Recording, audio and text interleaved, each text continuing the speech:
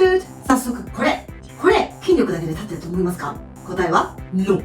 これは構造で立っているんです。今日は構造が立つをもっとわかりやすく、早速行ってみましょう。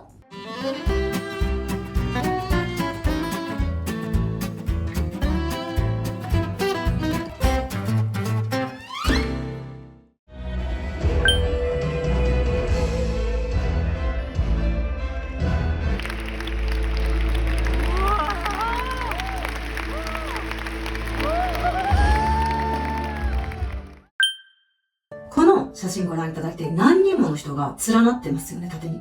で、これが空がちゃんと立ってる人たちが今の人たちみたいに連携した感じですね。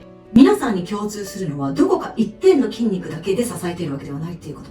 口腔、胸腔、腹腔が全員立っているということ。で、ロシアンポールに乗ってる一番下の方が一番わかりやすいんですけど、全筋肉で支えておられるってことですね。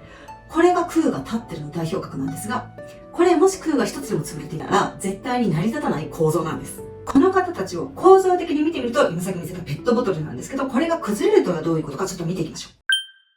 一番上の人が潰れていても、もちろん。真ん中の人が潰れていても、もちろんダメ。一番下は言わずもがな。空が一つでも潰れていれば成り立たないんです。そしてこれはスポーツ選手にも他の人にも言えることですが、もし筋肉が収縮して固まってしまっている状態だと断裂を簡単にしてしまいますよね。動ける筋肉、動ける体には柔軟な筋肉が必ず必要。つまり、交感神経優位のみではない、副交感神経がある程度働いている筋肉でないと柔軟性がないということです。そして、歯科医師時代、私は基本的に口の中、頭頸部だけを見ていました。口で噛めるのか、飲み込めるのか、笑えるのか、口が開けられるのか。でもそれだけでは十分ではなかったんです。口は全身の一部です。だから、口腔が潰れていても、胸腔、腹腔、全身だけが立っているとか、全身、胸腔、腹腔は立ってるけど、口だけ潰れているという人は珍しい。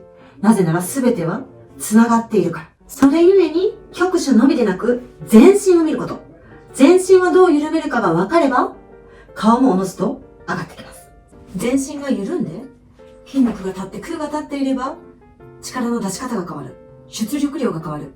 強い体って力んでいる体じゃない。この子のような空が立って、しなやかな体が